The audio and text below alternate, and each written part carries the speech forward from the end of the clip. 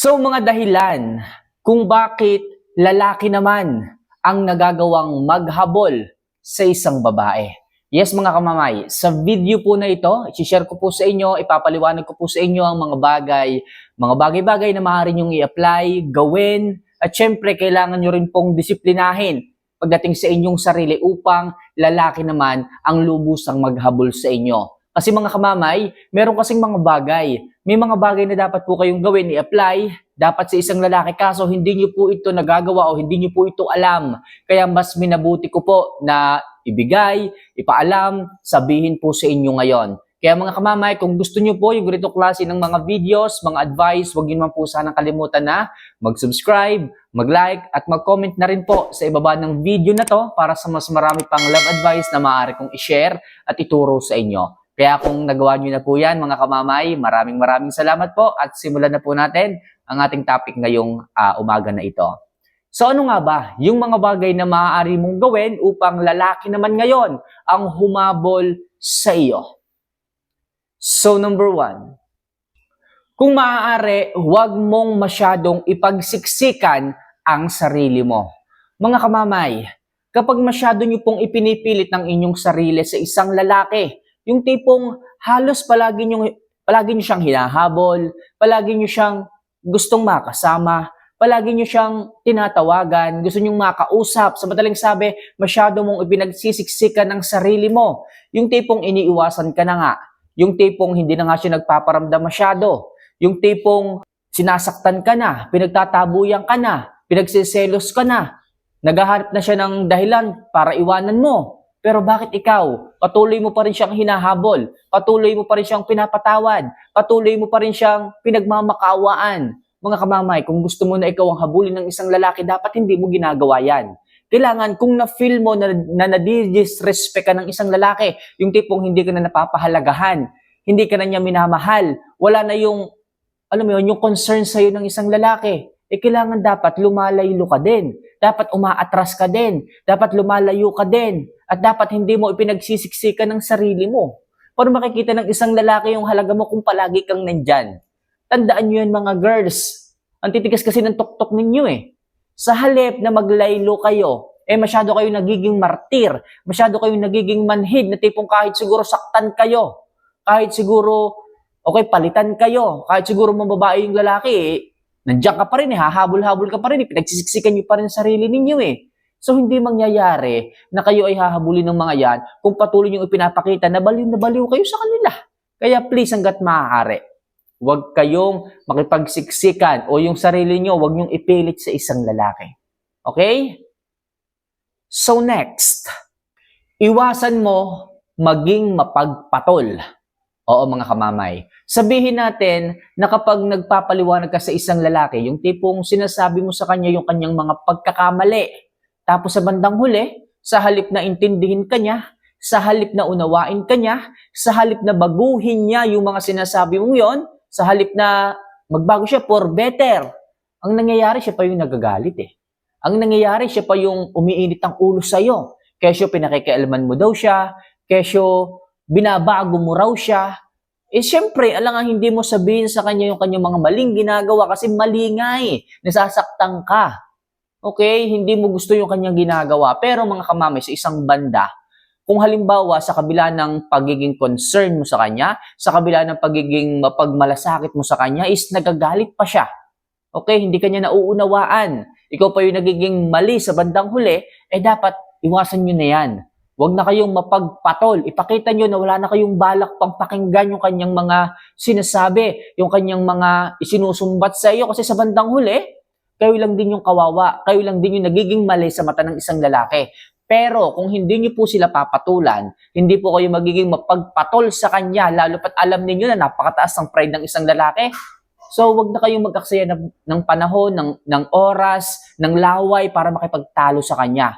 Huwag nyo nang patulan yung inyong away, yung kanyang pagbubunga nga sa inyo sa halip. Ipakita nyo na hindi na kayo nakikinig. Ipakita ninyo na willing kayong umalis, lumayo kapag hindi na kayo napapakinggan, kapag hindi na kayo nabavalue sa ganyang paraan habang hindi mo siya pinapatulan. No choice ang isang lalaki para magsalita pa. No choice ang isang lalaki para magtaas pa ng pride sa inyo kasi nga hindi ka na willing makinig Sa ganyang paraan, kapag hindi ka naging mapagpatol sa kanya, bababa ang pride ng isang lalaki at kalaunan. Kapag alam niya na willing kang lumayo, willing kang iwanan siya, diyan siya maghahabol sa iyo. Diyan niya marirealize kung ano talaga ang kahalagahan ng isang ikaw. Kaya please, hanggat maaari, kung wala naman kayong dapat patunayan at hindi nakikinig, sarado ng utak ng isang lalaki, tumigil ka at iwasan mong maging mapagpatol sa kanya.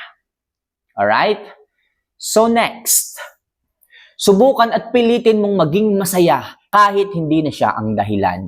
Mga kamamay, makakatulong po ito. Sabihin natin na hindi mo na nga na-feel, nararamdaman o hindi na ipinararamdam sa iyo ang halaga mo.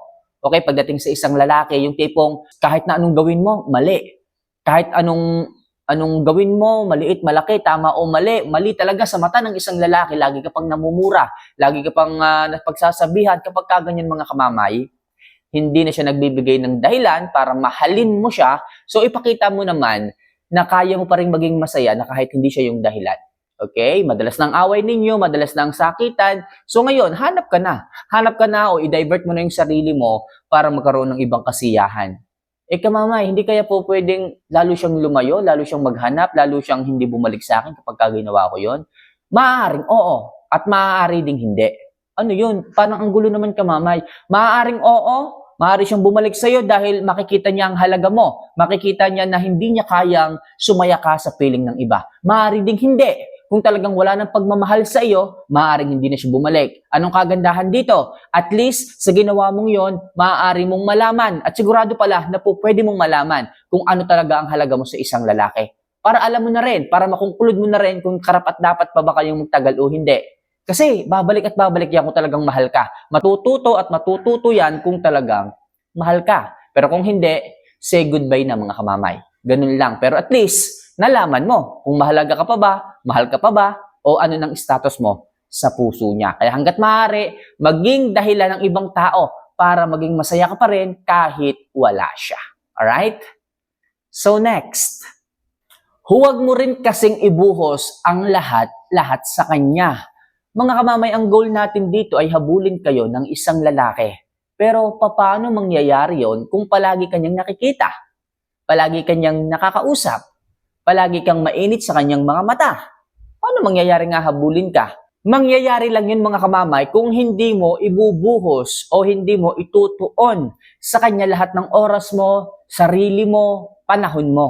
Sa ganyang paraan mga kamamay, kapag hindi ka masyadong nagpaparamdam, hindi ka masyadong nakikita, hindi ka masyadong nagchat-chat, malamang sa malamang, sasagi ka rin sa isipan ng isang lalaki. Tipong magtatanong ang lalaki sa kanyang sarili na ano kayang ginagawa ng babae na yon? Bakit hindi na siya kagaya ng dati na oras-oras nagchat-chat, nagpaparamdam? Sabi niya kasi saglit lang daw siya kaninang may gagawin pero bakit hanggang ngayon di pa nagpaparamdam ulit? So yun ang sinasabi ko sa inyo mga kamamay na kagandahan kapag hindi mo ibinuhos sa kanya ang lahat. Mas nag-focus ka sa mga bagay na makapag-i-improve ng sarili mo, makapagpapaganda at makapagpapasexy sa iyo, makapagpapayaman sa iyo, busy ka sa trabaho mo, busy ka sa negosyo mo, lahat-lahat basta wag lang sa lalaki. Ganyan po talaga ang rule ng pag-ibig. Kapag nakikita ng isang lalaki na asinsado ka sa binibigyan mo ng focus like negosyo, like trabaho, like skills, like yung itsura mo, like yung sarili mo, diyan po sila humahabol. Diyan po sila bumubuntot kapag nakikita nila na high value ka. Kaya hanggat maaari mga kamamay, huwag ibuhos ang sarili sa isang lalaki. Para sa ganon, hindi siya maging toxic sa iyo. Mas gusto kasi ng isang lalaki na nakikita kang high value para yun ang maging dahilan kung bakit siya ay mababaliw, maghahabol at lubos na babalik sa iyo. Kaya mga kamamay, huwag mag-focus sa lalaki at huwag ibuhos ang buong ikaw, buong oras mo, buong lahat-lahat ng ikaw sa kanya. Alright? And last, iwasan mo rin na maging marupok, martir, lalo na kung wala ka namang kasalanan. Ito yung sinasabi ko sa inyo mga kamamay. Kapag ginawa ka ng pagkakamali ng isang lalaki, sa umpisa okay lang yan. Kung uulitin yun ang hindi na tama. Yung unang pagkakamali po pwedeng patawarin. Sabihin natin hindi sinasadya. Pero yung pangalawa, pangatlo, pang-apat at hindi mo na mabilang, nananadya na po kapag kaganyan. Kaya hanggat maaari mga kamamay, turuan nyo rin ng leksyon. Huwag masyadong maging martir, huwag masyadong sobrang bait, baka maabuso. Yung tipong hindi na takot gumawa ng kasalanan, pagkakamali ang isang lalaki sa inyo kasi alam nila na sa isang sorry nila, ang bilis mong lumambot, ang bilis mong magpatawad. Ayokong dumating tayo sa punto na ganon. Magiging utu-utu na kayo nun eh. Hindi na kayo bibigyan ng respeto, pagpapahalaga, totoong pagmamahal, tinatawag natin genuine love. Hindi na nila ibibigay yun sa inyo. Pero kung kayo yung mga babae na kayang magtiis, na kayang lumayo, na kayang mang-iwan kapag hindi na nare-respeto, dyan po muling bumabalik ang pagmamahal, pagrespeto at pag-ibig, yung totoong pag-ibig ng isang lalaki sa inyo. Kung gusto nyo na kayo ay habulin nila, kailangan ipakita ninyo na hindi kayo naghahabol ng sobra. Alright? So mga kamamay, nararamdaman kita, alam ko kung ano yung dahilan kung bakit ka nanonood ng mga videos ko. Alam ko yung dahilan kung bakit ka narito ngayon. So kung gusto mo ng love advice, ng usapan, kung wala ka nang makausap, sa tingin mo walang makakaintindi sa'yo, narito ako. Usapin mo ako, tawagan mo ako, i-message mo ako, handa ako makinig.